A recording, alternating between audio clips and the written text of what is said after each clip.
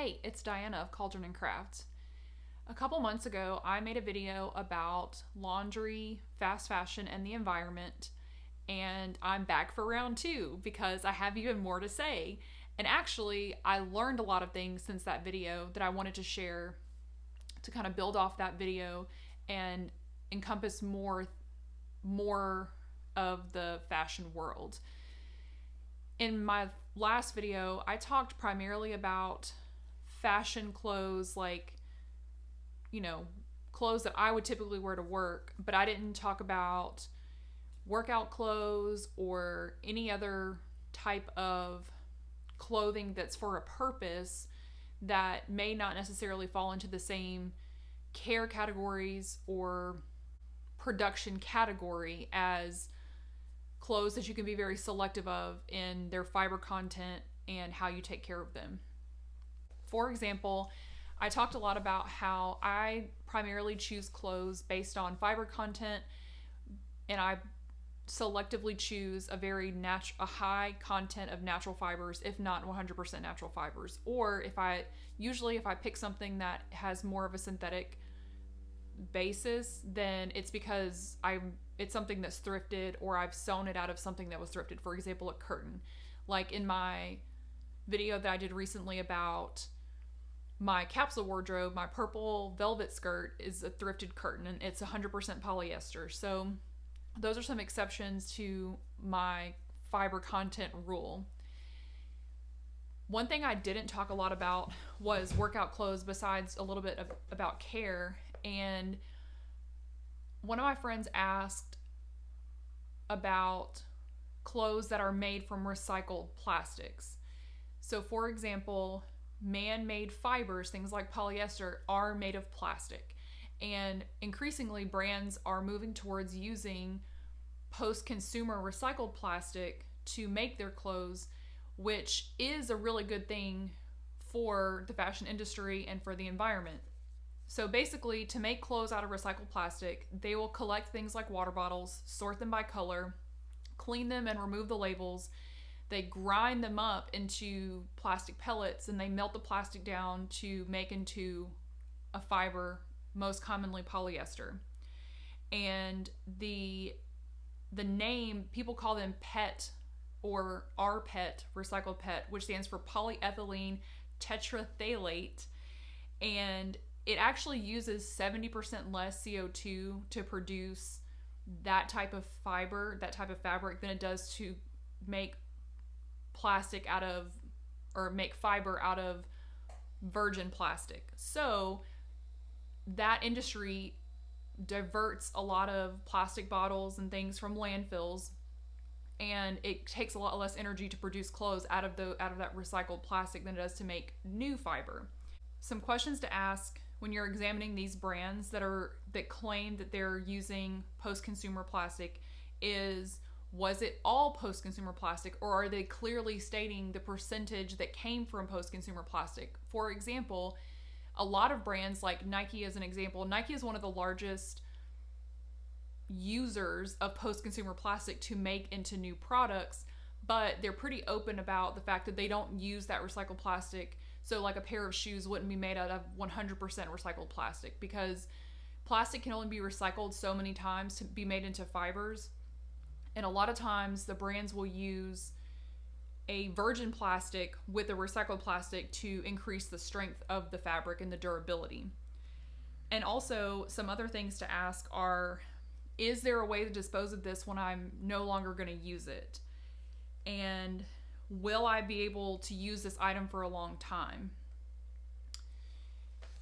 For things like workout clothes and performance fabrics that you really need to have a certain job, I think the same concept still applies that I talked a lot about in my previous video, which is buying clothes with the purpose in mind and knowing that you're still going to wear them for a long time.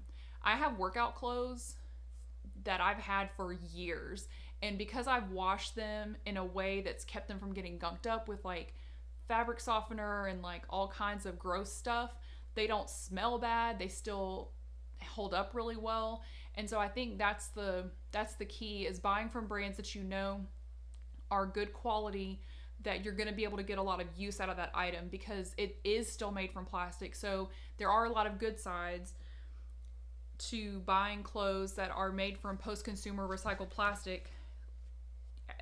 However, it is still plastic, and it generates microplastics that get released into the environment, into the water supply when we wash them, and even in the dryer. So I didn't know this until recently, but I knew about the microplastics in the water. Like, microplastics have been found in the placentas of pregnant women. That's how pervasive it is now in our environment from wearing polyester clothes. But it also releases into the air, and when you dry clothes, so that dryer vent when you're tumbling your clothes to dry is releasing microplastics into the air as well.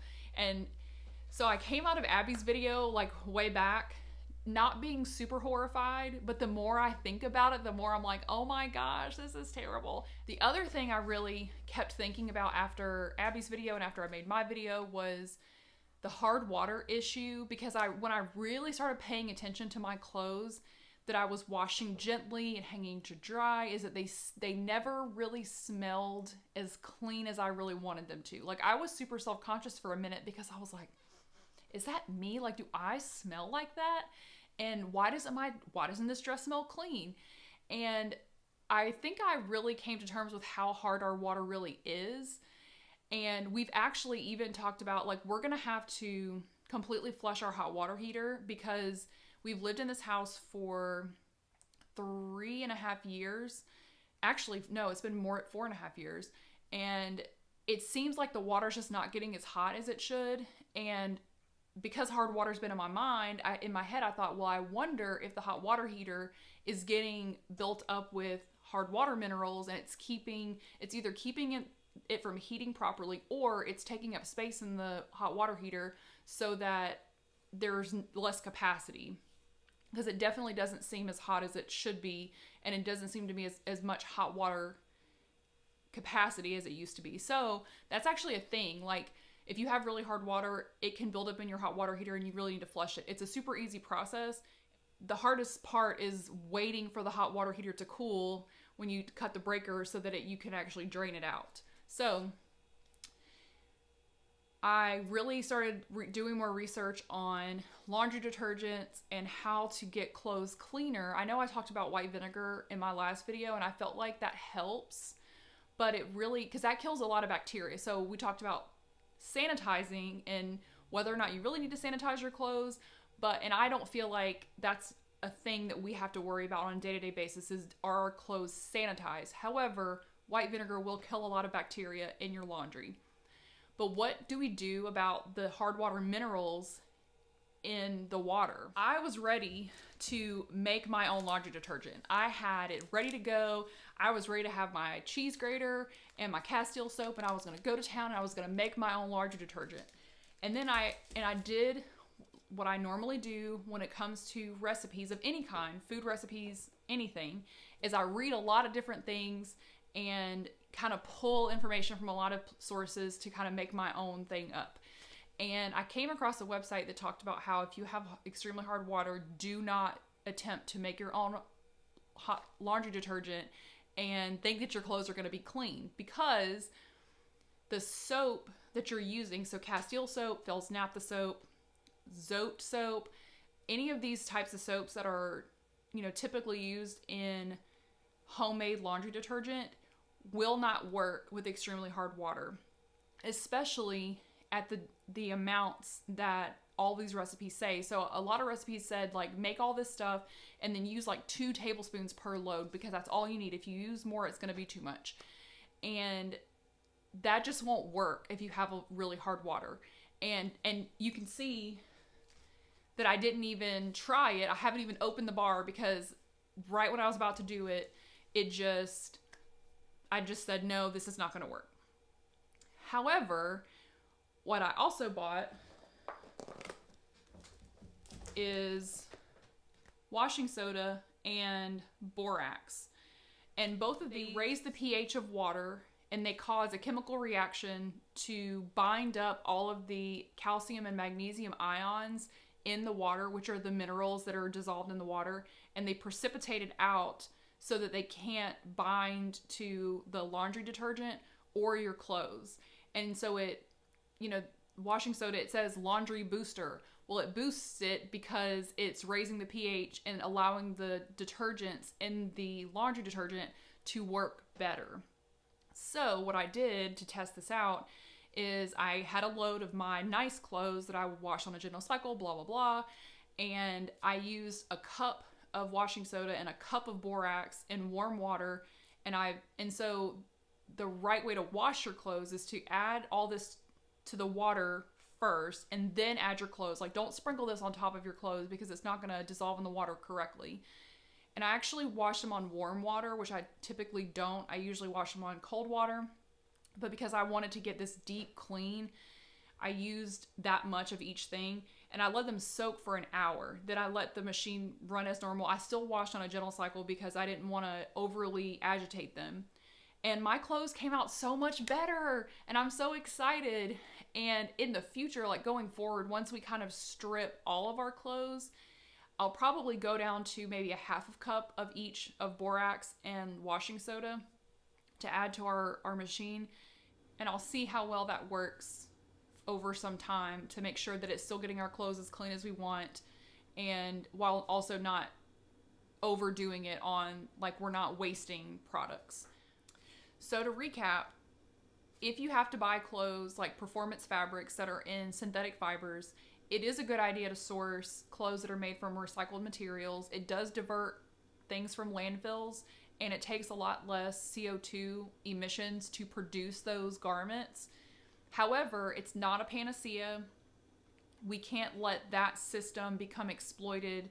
Like, we can't say, oh, well, it's fine to keep producing plastic because we can just recycle it into clothes that are going to be, worn a few times and then discarded anyway. But it's a good way to address clothing needs while also helping the environment to a degree.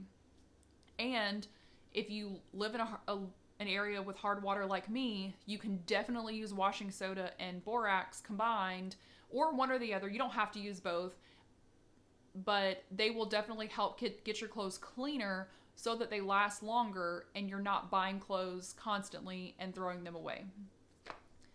If you made it this far in this super geeky video, I really appreciate it. Feel free to like and subscribe, and I'll see you next time. Bye.